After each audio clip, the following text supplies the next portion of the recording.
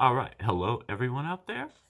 Welcome to my channel. I'm Thomas, and I do videos on educational materials, educational matters, and today I believe we're doing our 48th video on the reciprocal system of theory. And this is a system of theory, or a theory of everything developed by Dewey B. Larson back starting in about 1930 up until he died in 1990. And he basically had a number of different kind of little scientific projects that he was working on. He was a mining engineer, and he had some kind of you know, he suspected certain things, and he about how things worked, and he eventually, after doing laborious research and measurements and collating numbers, he eventually came out with his two fundamental postulates, and then he built his whole theoretical universe around those postulates through a process of deduction.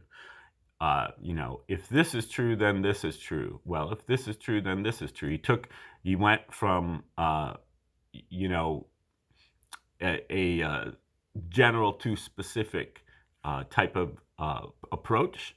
And we did about 15 videos on his talk that he did that's called the outline of the deductive development of the reciprocal system. So you might want to go back and look at those videos that came out just before these. Now, we're looking at his final book right now, which is called Beyond Space and Time. But before he got there, he developed these fundamental postulates, then deduced everything from those postulates. That was his theoretical universe, and that's kind of his fertile period where he was writing all kinds of books, all kinds of articles on the subjects of mainly physics, chemistry, and astronomy, astrophysics. He wrote a couple books on economics as well that we'll look at least we'll look at one of those eventually. And but his final book is on metaphysics, particularly religion, philosophy, psychology, and with a little biology in there as well. And his first fundamental postulate is simply that the physical universe is composed entirely of one component, motion, existing in 3 dimensions, in discrete units, and with 2 reciprocal aspects, space and time. I think of this as, the universe is not made out of matter, it's not made out of energy, but it is made out of motion. And in fact, both matter and energy are made out of motion. And motion is the relationship between space and time. Space and time are reciprocals of each other, meaning that they both are related in a fraction, a ratio, and they both are the same. Both of them have 3 dimensions, but I would say 3 or 4 dimensions, and they both are in discrete units. There's a minimum unit of each, a quantum of each space and time. And when you quantize them like that, you put 1 unit of space per 1 unit of time. That is the speed of light. So the speed of light is 1. That's where the 1 unit of space over 1 unit of time basically turns just into 1. And so the 1 is usually, in fact, a lot of times is even the definition of the creator, the 1, the law of 1, and so on. But so that's where he started from, and then he developed his universe. Now, there's a few different I've mentioned before that Larson does have a book that's called Beyond Newton. So what he's really kind of doing here is he's extending his theory from Newton as opposed to from Einstein and the quantum mechanists and so on, and the relativity. He's kind of so his theory is kind of a replacement for the whole relativistic thing because uh, he admits that uh, in his theoretical universe, as he develops his theoretical universe, it agrees with about 90% of what the scientists have already come up with. Um, and, he derives many of the very complicated scientific formulas that are used by various scientists in various fields. We'll try to look at that at some point. And his theory is also very effective in terms of, where every kind of scientific relation, every kind of science units are all relationships between space and time. It's either time over space or space over time, but they all have 3 dimensions. So it could be time to the third power over space. Or space to the third power over time. I think space over the third power over time is capacitance, electrical capacitance. But Larson never actually got that far. That was an addition that was put in by Bruce Perret, who also has recently passed. But so you can check your equations. You can convert all of the MKS system units to time and space units, and then you can check to see if they come out right. Um, So anyway, now what Einstein said was that the speed of light is the maximum speed of the universe.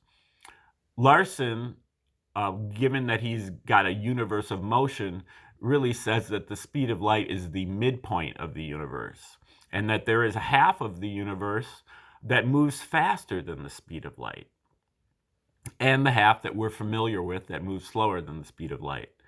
The slower than the speed of light side he calls sector 1, or the material sector, and the other one, the faster than the speed of light, he calls sector 2, or the cosmic sector. And he says that the main process that goes on in sector 1 with atoms and molecules is aggregation.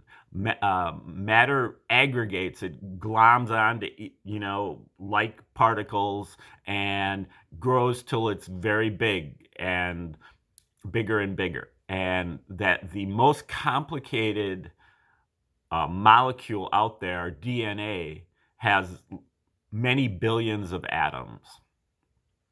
And that is actually the least that is required for a cosmic entity to come and take control of the material entity. When a cosmic entity takes control of a material entity, then you have life. So that's where Larson derives life.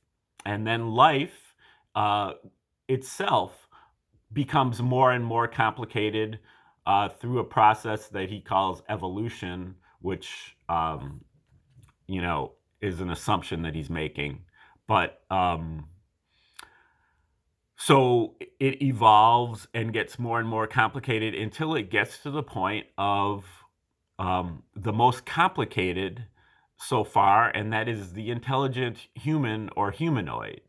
And when it gets to that point, it can be taken over and controlled by what he calls a unit from Sector 3. And Sector 3 is this unit that is independent of space and time. I've hypothesized that that is the speed of light itself, or light itself. But he doesn't say that. But he says that these Sector 3 entities are intelligent and they're less restricted than we are here in the material universe. And so once the Sector 3 unit I would say that the Sector 3 unit also would be called God, and that controls the life unit, and but it doesn't control it immediately, automatically. It gradually gains control because the life unit is controlled by under the you know motivation of survival, whereas the Sector 3 unit is under the motivation of ethical or good behavior, or being good, and he calls it ethical behavior. And so there's kind of a tug of war going on within the human being of whether they're going to honor these survival motivations or these ethical motivations. There are many instances where those work hand in hand, but there are also many instances where they work opposite to each other. Okay, now we are right in the beginning of chapter 12 of this Beyond Space and Time book, which is a chapter that is on miracles. And we just got done with 4 chapters that were covering communication from Sector 3. He calls that variously ESP, telepathy, intuition, scientific insight, and revelation. Those are all different translations or different processes depending on the complexity of communications from this Sector 3 place. Now he's getting in miracles. Question as to whether the laws and principles that govern the physical universe are inviolable, or whether they are subject to modification or abrogation by influences from the metaphysical region.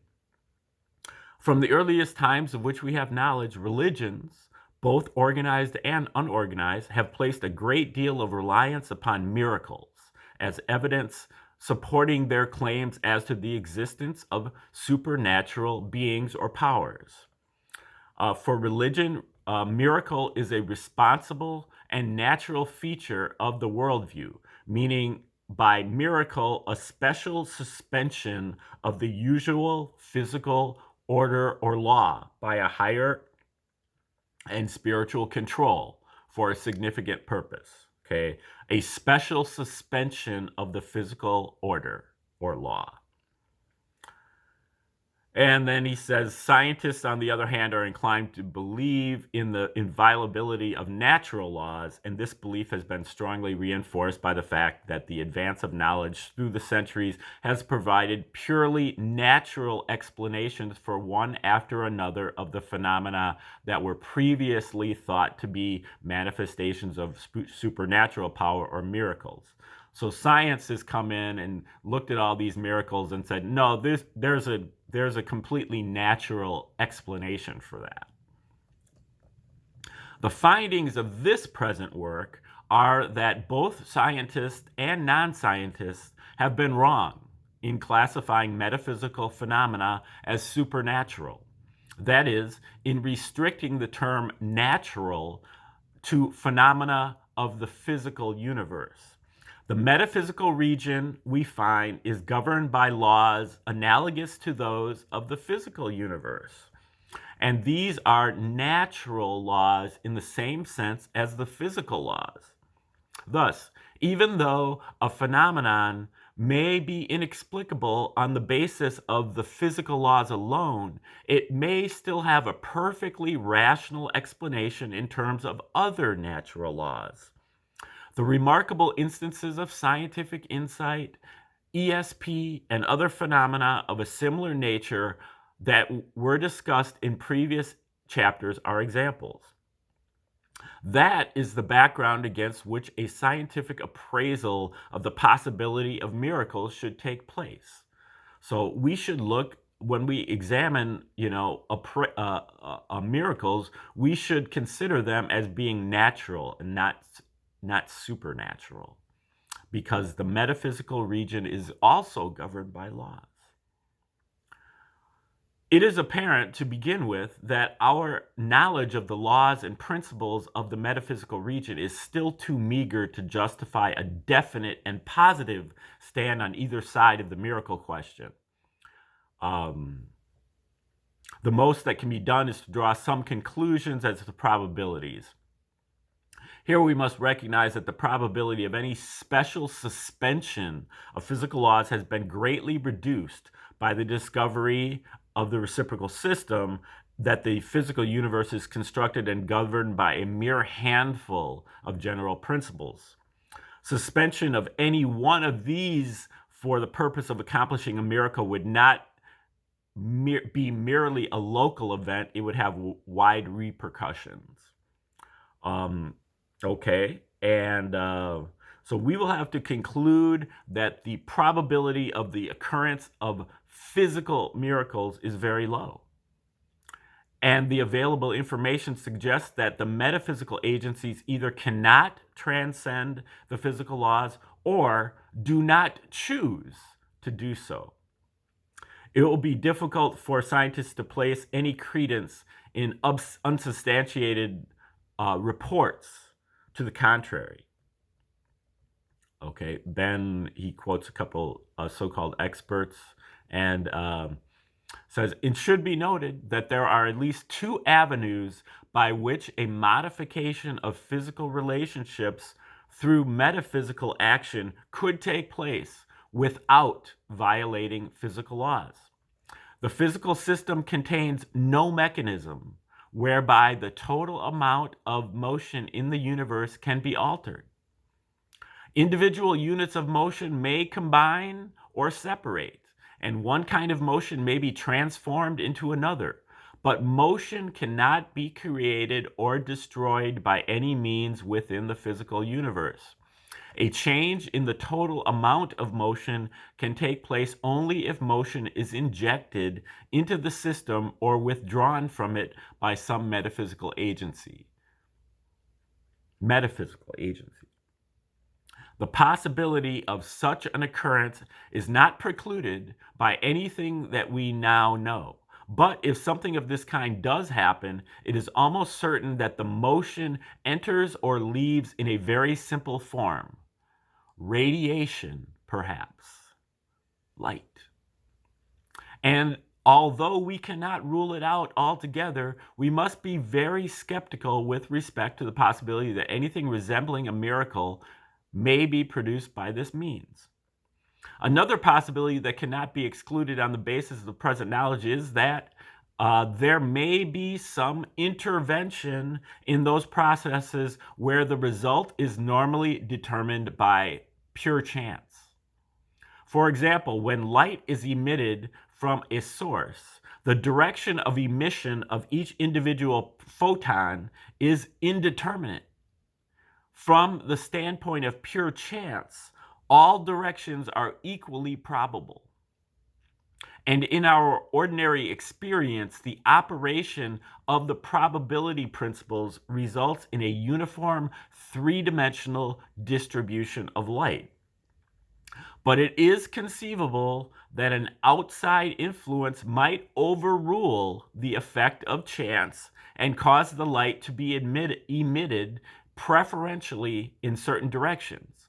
This would not violate any physical law or principle. It would conflict with the mathematical laws of probability, but in view of the somewhat anomalous position of chance in the physical picture, we are not justified in asserting that intervention of this kind is impossible. But here again, it would seem to be limited to relatively simple physical processes. So we could defy the laws or intervene with the laws through overruling chance processes.